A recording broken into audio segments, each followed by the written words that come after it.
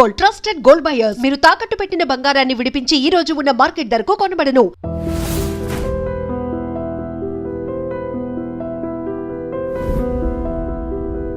ఎప్పుడైతే మీ తాతగారు అప్పటి రోజుల నుంచి ప్రాణం చేతపట్టుకుని మీరు అక్కడికి వెళ్ళారు, అవును, మళ్ళీ ఇన్నాళ్ల తర్వాత మీ కళ నెరవేరింది అనుకోవచ్చు. అదే రాస్తుంటుంది ప్రతి బియ్యం మీద పేరు రాసినట్టు నాకు రాసింది తెలంగాణ నువ్వు కొట్లాడాలి, పార్లమెంట్లో నీ చేతుల మీదుగా రావాలి అన్నది రాసినట్టుంది. అది జరిగింది. మరి ఇంతకుముందు ఇంతమంది ఎంపీలు గెలిచారు, ఎప్పుడు రాలేదు. ఫైనల్ ఇద్దరిలో ఒకళ్ళు. నా డ్యూటీ నేను సక్రమంగా చేశాను సార్. విమర్శించే వాళ్ళు విమర్శిస్తారు, విమర్శించేటట్టు చేస్తారు కేసీఆర్. దీన్ని నేను పెద్ద పట్టించుకోవాల్సిన అవసరం లేదు. నా మనస్సాక్షికి తెలుసు, నా నిజాయితీ తెలుసు. నేను సిన్సియర్గా పనిచేస్తాను తెలంగాణ కోసం. ఒకటమ్మా, నేను ఏనాడు పోస్టుల కోసం పరిగెత్తిందో తాపత్రయపడిందో నా లేదు. నా ప్రజలకు మేలు జరిగితే చాలు. నన్ను ఏం చేయమంటారు చెప్పండి, నేను చేస్తాను. నా జీవితం అన్యాయం అయిపోయినా పర్లేదు, కానీ నా ప్రజలు 4 కోట్ల ప్రజలు, వాళ్ళకి మేలు జరిగితే చాలు అన్నదే తప్ప ఇంతకాలం ఎన్ని నాకు రెడ్ కార్పెట్లు వేశారమ్మా. మీకు ఏం కావాలో చెప్పండి, మీరు మా పార్టీలో రండి, ఇది ఇస్తా అది ఇస్తా. నమస్కారం కూడా పెట్టాను. నా తెలంగాణ ఇవ్వండి చాలు, ఇంకా అంతకంటే మిమ్మల్ని నేనేం కోరుకోను. నేను నాకు పెద్ద ఆశ లేదమ్మా. డబ్బు అన్నీ చూశాను కదా, ఇంకేముంటుంది. మీరు చెప్పినట్టు నాకేమీ లేదు. నా పిల్లలు కూడా వద్దు అనుకున్నా, అన్నీ వద్దు. తెలంగాణ వస్తే చాలు, 4 కోట్ల మంది బతుకుతాయి చాలు. సో అలా ఉండింది. అండ్ ఇప్పుడు పార్టీ ఏ బాధ్యత ఇచ్చినా అది నా బాధ్యతగా అనుకుంటాను, నా డ్యూటీగా చేస్తాను నేను. అయ్యో అది పెద్ద పోస్టు, ఇది పోస్టు, నాకు ఏమీ లేదు. ఎంత పెద్దది, ఎందుకంటే ఇంకా పెద్దది, హిమాలయ అంత పెద్దది ఇచ్చినా కూడా ఇదే విజయశాంతి, అదే బాధ్యత, అదే సేవ ప్రజలకి. ఎందుకు పిల్లలు లేరు, ఇంక దేనికి నేనేం చేసుకోవాలి? నేను మా హస్బెండ్ ఇద్దరమే తెలంగాణ కోసం అన్నీ పక్కన పెట్టేశాను.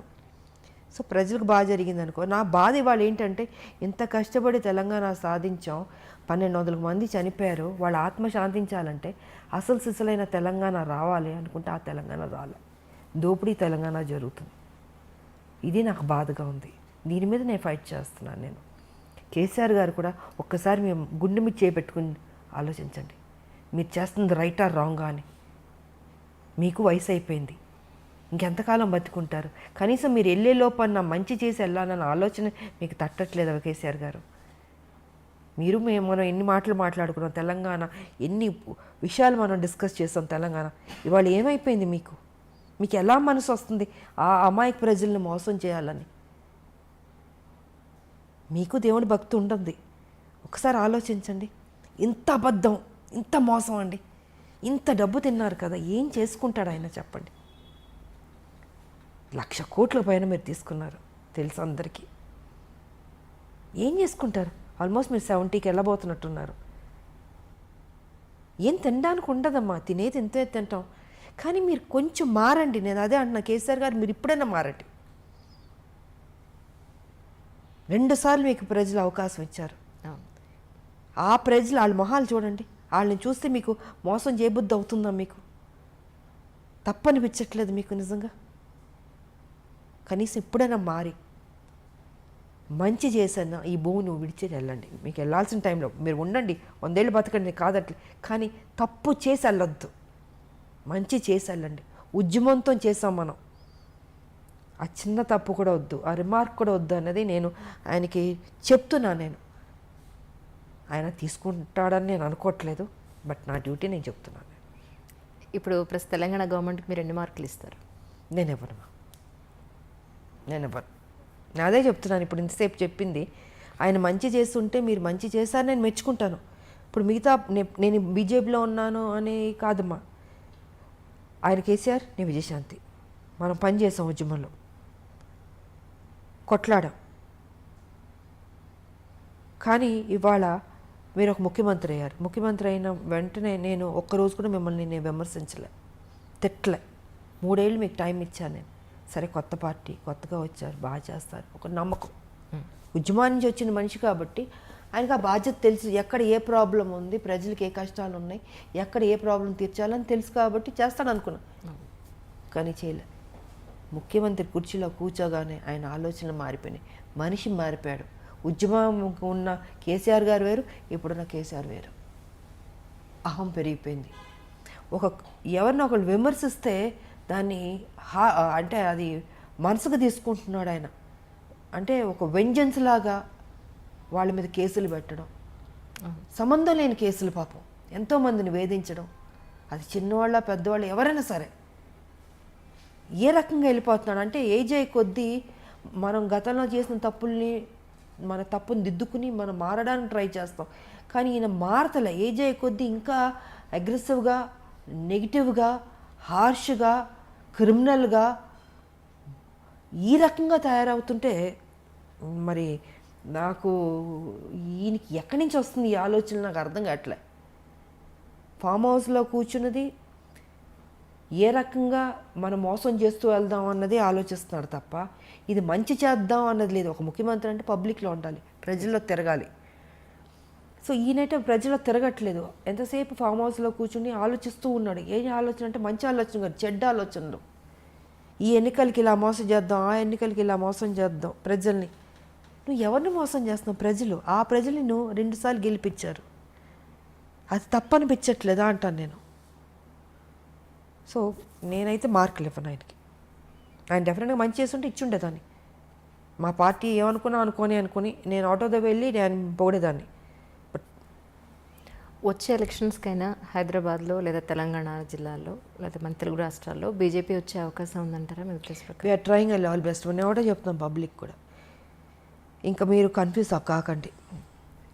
ఒకటే ఒక పార్టీ బీజేపీ పార్టీ ఉంది. ఎందుకంటే టీఆర్ఎస్ గతంలో కాంగ్రెస్ చూసారు, టీడీపీ చూసారు, అందరం చూస్తారు. కాంగ్రెస్ ఆల్మోస్ట్ ఏంటంటే టీఆర్ఎస్తో విలీనం అన్నట్టే చెప్పచ్చు. ఎందుకంటే అన్ని ఎమ్మెల్యేలు తీసుకున్న తర్వాత ప్రతిపక్ష హోదా కూడా పోయింది కాంగ్రెస్కి. ఇవాళ కేసీఆర్ గారు ఏం చెప్తుంటే కాంగ్రెస్ అదే చేస్తుంది. సో నేను బయటకు రావడానికి కూడా ఇదే కారణం. అంటే ఎంత కష్టపడినా వీళ్ళు లాస్ట్కి అమ్ముకుంటారు. అదే జరిగింది మొన్న 18-19లో. ఇంకా వీళ్ళు కరెక్ట్ కాదు, వీళ్ళు కొట్టాడేవాళ్ళు కాదు, వీళ్ళు డబ్బులకు అమ్ముడుపోయేవాళ్ళు, ప్యాకేజీలు తీసుకునేవాళ్ళని కొంతమంది చేస్తున్న తప్పుకి ఆ పార్టీ మొత్తానికే అందరికి మీద పడుతుంది. సో ఆ కొంతమంది సరిలేదు ఆ పార్టీలో, దానివల్ల కాంగ్రెస్ మర్యాద పోయింది. సో ఇవాళ నేనేమంటానంటే పబ్లిక్కి 4 లక్షల కోట్లు అప్పులు అయిపోయినాయి. తెలంగాణ డెవలప్మెంట్ లేదు. కేసీఆర్ ఎంతసేపు డబ్బుతో ఓటుతో కొనొచ్చు అని ఆ ప్యాటర్న్లో వెళ్తున్నాడు. ఆయన ఏం చేయడు. ఇంకా మీకు ఉన్నది ఒక బీజేపీ. సో దీన్ని సెటరేట్ చేయాలన్నా, డెవలప్ ఎంతైనా కొంత బెటర్ అవ్వాలన్నా, ఒక డిసిప్లిన్, ఒక అడ్మినిస్ట్రేషన్ బాగుండాలన్నా ఆ ఒక్క బీజేపీ వల్లే సాధ్యం. ఈసారన్నా ప్రజల్లో ఆలోచించి బీజేపీకి ఓటేసుకోండి. ఇంకా లేదు, ఆల్టర్నేట్ లేదు. ఇంక మీకు ఒకటి బీజేపీ కనపడుతుంది. ఇంకా ఇప్పుడు మీరే ఆలోచించుకోండి. ప్రజలకు వదిలిపెడతా. కాంగ్రెస్ ఏం చేస్తుందో అన్ని తప్పులు మీరు చూస్తున్నారు. టీఆర్ఎస్ ఏం చేస్తుందో మొత్తం కరప్షన్ చూస్తున్నారు. ఉన్న దాంట్లో ఎవరు బెటర్గా ఉన్నారంటే బీజేపీయే. అది ఒక జాతీయ పార్టీ. కరప్షనే ఉండదు మీకు. మీకు అందాల్సింది డెఫినెట్గా పబ్లిక్ అందుతుంది. ఇక్కడ ఎవరు తినేవాళ్ళు ఉండరు పార్టీలో. ప్రజలకే ఖర్చు పెట్టేవాళ్ళే ఉంటారు. ఏ స్కీమ్స్ తీసుకొచ్చినా మోడీ గారు పబ్లిక్లోకి వెళ్ళిందా అని చూసుకుంటాం. కానీ కేసీఆర్ ఏం చేస్తున్నారు? పబ్లిక్ దగ్గర నుంచి గుంజుతున్నాడు ఈయన. సో వ్యత్యాసం నేను చెప్తున్నాను టీఆర్ఎస్కి అండ్ బీజేపీకి. ఇవాళ అన్నీ మ్యాక్సిమం కేంద్రం నుంచి వస్తుంది తెలంగాణకి. కానీ కేసీఆర్ ఏం చేస్తున్నాడు? నేనే ఇచ్చుకుంటున్నాను ఆయన చెప్పుకుంటున్నాడు. బీజేపీ గురించి చెప్పట్లే. సో ఇప్పుడు న్యాయం జరగాలంటే బీజేపీ రావాల్సిందే అన్నది నేను చెప్పదలుచుకుంది. చాలా స్పష్టంగా చెప్తున్నాను. ఓటుకి 2000 ఇచ్చి ఓట్లు వేసుకున్న తర్వాత ఎవరు నష్టపోతున్నారు? మీరే నష్టపోతున్నారు, పబ్లిక్. నా ఆలోచన ఎప్పుడు మీ మీద ఉంటుంది. మీరు ఎప్పుడు బాగుండాలని కోరుకుంటున్నాను నేను. కొట్లాడే తెలంగాణ మీకోసం కదా. మీకు అన్యాయం జరుగుతున్నప్పుడు చెప్పాల్సిన బాధ్యత నాకుంది. నేను అందుకే చెప్తున్నాను ఇవాళ. దీంట్లో ఎవరి స్వార్థం లేదు. చూడండి, ఒక ఛాన్స్ ఇవ్వండి, బీజేపీకి ఇచ్చి చూడండి. బాగోపోతే అప్పుడు మీ ఇష్టం. ఓకే, మా కర్మ అనుకోండి, లేకపోతే వీళ్ళ కర్మ అనుకోండి, లేకపోతే మా కర్మ అనండి, ఏదైనా అనండి, మేము పడతాం. బట్ ఒక ఛాన్స్ ఇవ్వండి, అది మారుతుంది అన్నది నేను మనస్ఫూర్తిగా చెప్తున్నాను ప్రజలకి. వచ్చే ఎలక్షన్స్లో బీజేపీ నుంచి మీరు యాక్టివ్ రాజకీయాల్లోకి కనిపిస్తారని ఎక్స్పెక్ట్ చేయొచ్చు అంటారు? ఆల్రెడీ పని చేస్తున్నాను కదా నేను. నేను యాక్టివ్గానే ఉన్నాను. పార్టీ ఏ ప్రోగ్రామ్ అన్నా నేను వెళ్తున్నాం. మనం నేను ఎప్పుడూ రెడీయే, నేను పని చేసేది నేను 24 అవర్స్ నాకు అలవాటే కదా. ఉద్యమాలు చేసిన వచ్చిన మనిషికి పోలీస్ స్టేషన్లు చూసాం, జైళ్ళు చూసాం, ఖైదీలు చూసాం, సామాన్య ప్రజలు చూసాం, కోర్టు మెట్లు ఎక్కాం, రోడ్ల మీద కూర్చున్నాం, తిండి తిప్పలు లేకుండా పనిచేసిన రోజులు ఉన్నాయి కదా. సో విజయశాంతి పనిచేసే మనిషే. నా జీవితంలో లగ్జరీ లైఫ్ కాదు ఇది, నా లైఫ్, నా ప్రజలే నాకు అన్నది ఎప్పుడో నేను దాంట్లోకి వెళ్ళిపోయాను నేను. సో వాళ్ళు ఏ డ్యూటీ ఇచ్చినా నేను పని చేయడానికి సిద్ధంగా ఉన్నాను, పని చేస్తూనే ఉన్నాం మేము. ఇప్పుడు ఉద్యమాలు చేసినట్టు ప్రతిరోజు ఇప్పుడు పార్టీ ఉద్యమం చేయదు. ఇష్యూ వచ్చినప్పుడు ఇష్యూ మీద ఫైట్ చేస్తాం. అప్పుడు ఉద్యమాలు అంటే ప్రతిరోజు మీకు సమస్యలు ఉంటే సమస్యలు కొట్లాడుతూనే ఉన్నాం. ఇప్పుడు రాష్ట్రం వచ్చిన తర్వాత అంత పని ఉండదమ్మా. ఇష్యూ వచ్చినప్పుడు ఇష్యూ, ఎలక్షన్స్ వచ్చినప్పుడు ఎలక్షన్స్, మీటింగ్ అన్నప్పుడు మీటింగ్, ఇలా డివైడ్ అవుతుంది వర్క్. సో దానికి తగ్గట్టు మేము పని చేస్తున్నాం.